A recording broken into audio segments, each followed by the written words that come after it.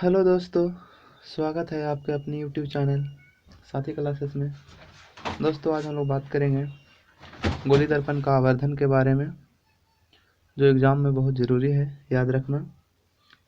तो हम लोग चलिए बात करते हैं आवर्धन के बारे में।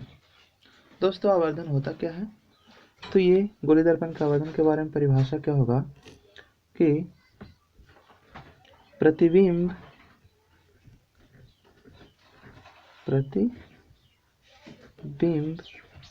की ऊंचाई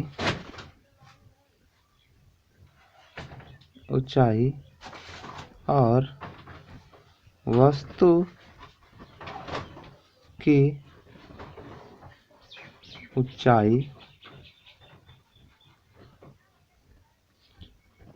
की ऊंचाई के अनुपात को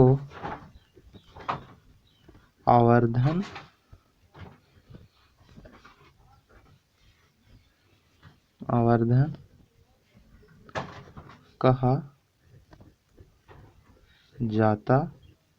जाता है।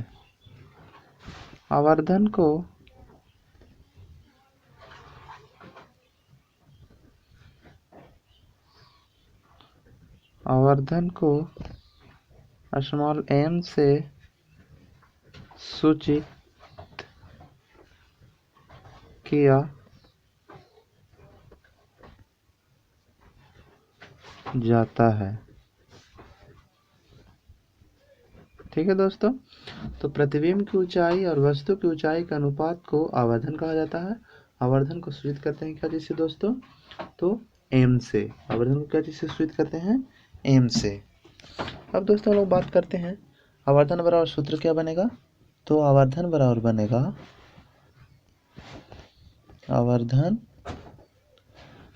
बराबर सूत्र बनेगा प्रतिबिंब की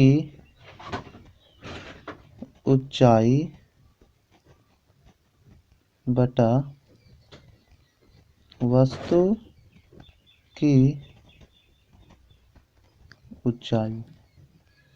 तो आपको समझ में आया आवर्धन बराबर सूत्र प्रतिबिंब की ऊंचाई बटा वस्तु की ऊंचाई। ये हुआ दोस्तों आवर्धन बराबर सूत्र।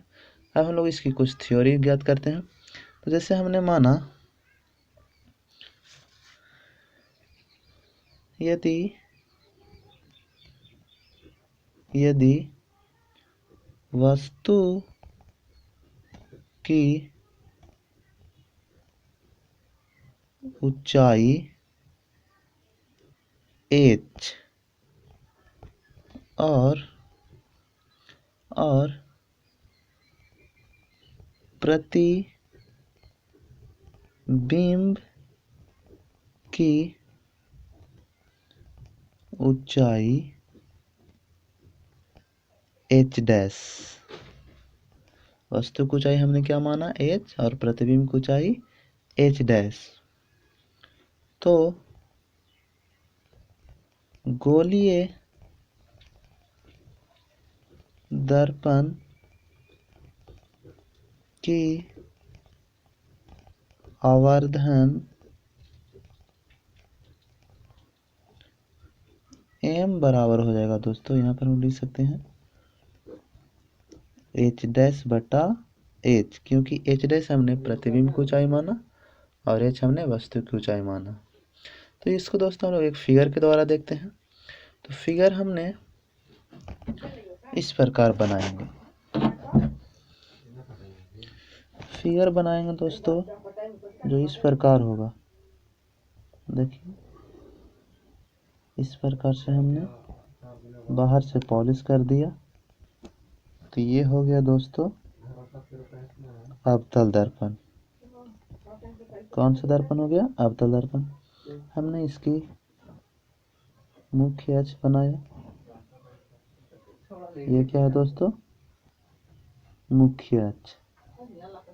ये दर्पण का मुख्य अक्ष। यहाँ पर हमने ध्रुव माना, यहाँ पर फोकस, यहाँ पर वक्रता केंद्र। एक हमने वस्तु वक्रता केंद्र और फोकस के बीच रखा। कहाँ पर रखा हमने वस्तु को? वक्रता केंद्र और फोकस के बीच। तो दोस्तों हम फिगर बनाते हैं। ये रहेगा मुख्य अक्ष के समांतर आने वाली किरण। तो मुख्य अक्ष के समांतर आने वाली किरण कहाँ से गुजरती है? ये फोकस से गुजरती है। कहाँ से गुजरती है? फोकस से। तो हमने इसे फोकस से गुजार दिया।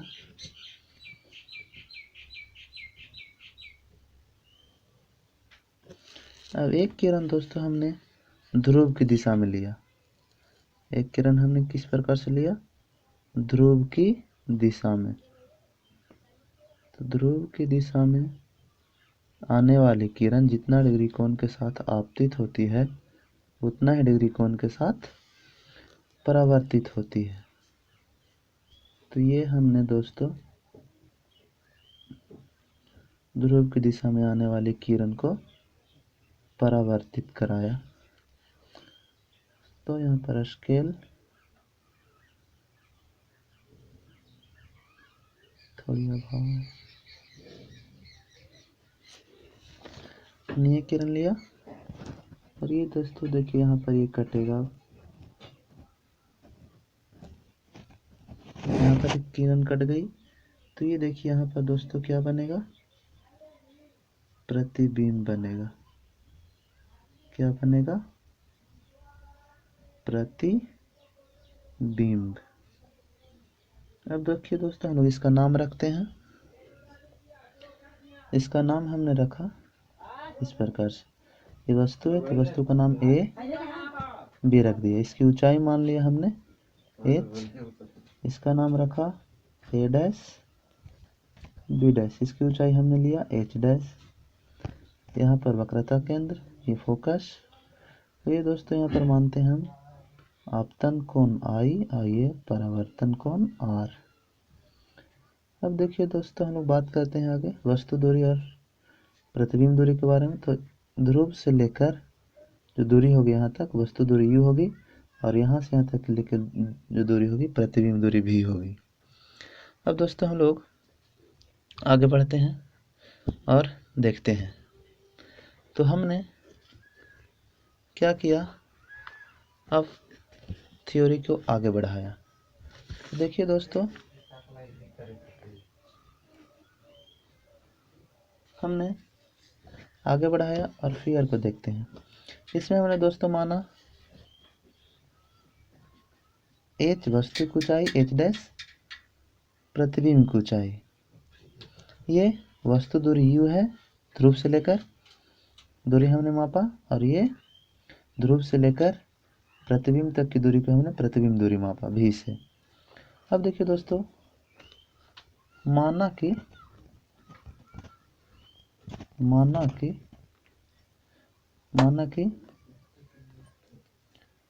ए बी बराबर एच। ये वस्तु की ऊंचाई है। वस्तु की ऊंचाई तथा ए डैश बी डैश बराबर एच डैश ये प्रतिबिंब की ऊंचाई है। प्रतिबिंब की ऊंचाई ये हुआ दोस्तों। अब हम लोग बात करते हैं कि किस प्रकार से हम लोग सिद्ध करेंगे आवर्धन बराबर। तो देखिए दोस्तों यहाँ पर हमने दो त्रिभुज देखा है। किस प्रकार से? देखिए एक त्रिभुज है ए पी और बी। ए पी बी एक त्रिभुज है और दूसरा त्रिभुज है ए डैश पी और बी डैश। ये दोनों लग रहा है आपस में समरूप। तो हम लिखेंगे त्रिभुज ए पी बी और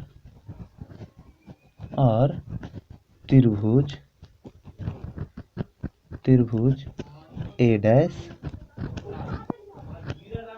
ए डैश पी बी डैश समरूप है।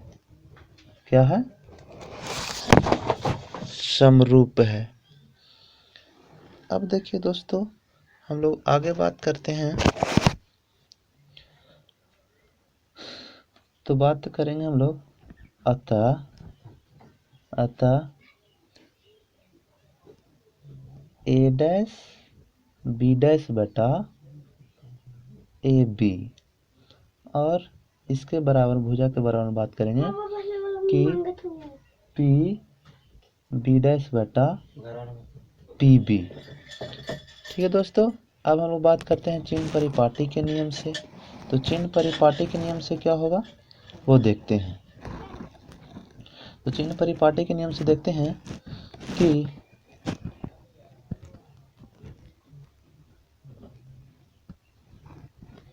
चिन्ह परिपाटी के नियम अनुसार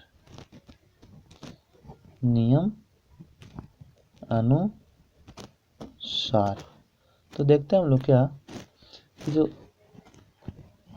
ए डैश बी डैश बराबर एच है, एच डैश, ये जो है दोस्तों ऋणात्मक है, ये उल्टा है, यानी क्या है, मुख्य अक्ष के नीचे की ओर दूरियां हैं, तो ये ऋणात्मक हो जाएगा।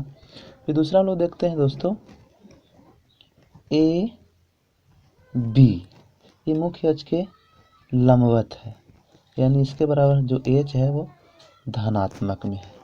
ये वस्तु की ऊंचाई है, प्रतिबिंब की ऊंचाई ऋणात्मक है और वस्तु की ऊंचाई धनात्मक है। तब दोस्तों हम लोग ये भी कह सकते हैं कि P से लेकर B, पी बी जो होगी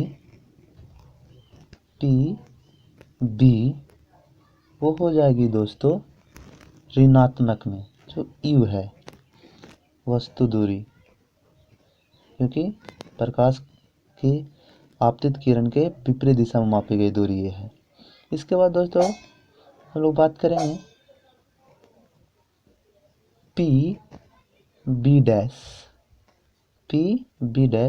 बराबर पी बी डैश, ये भी ऋणात्मक है, प्रतिबिंब दूरी, तो हम लोग बोलेंगे माइनस भी। तो प्रतिबिंब दूरी और वस्तु दूरी दोनों क्या है, ऋणात्मक है दोस्तों। अब हम लोग क्या करते हैं कि इन मानों को इस समीकरण में रखते हैं। तो दोस्तों इन मानों को इस समीकरण में रखने पर इन मानों को ऊपर के समीकरण में रखने पर तो क्या होता है दोस्तों, देखिए ए डैश बी डैश के मान कितना है, माइनस एच डैश, और ए बी का मान क्या है दोस्तों, ए बी का मान है प्लस एच, बराबर पी बी डैश का मान क्या है दोस्तों, पी बी डैश का मान है माइनस भी,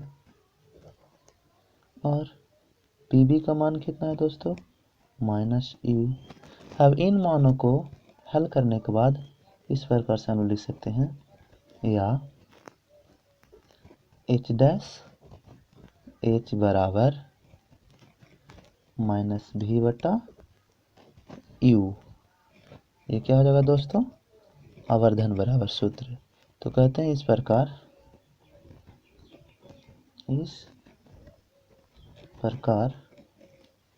आवर्धन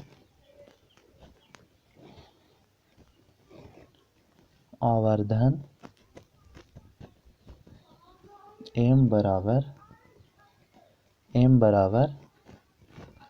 माइनस भी बटा यू भी हम लोग बोल सकते हैं।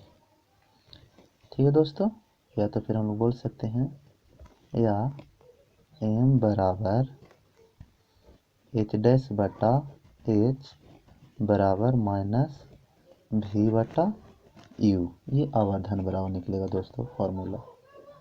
इस प्रकार हम लोग दोस्तों ज्ञात करते हैं क्या, आवर्धन। क्या ज्ञात करते हैं, आवर्धन। तो आशा करता हूँ दोस्तों कि ये वीडियो आपको समझ में आई होगी और अच्छी लगी हो तो आप वीडियो को लाइक करें, चैनल को सब्सक्राइब करें। जय हिंद दोस्तों।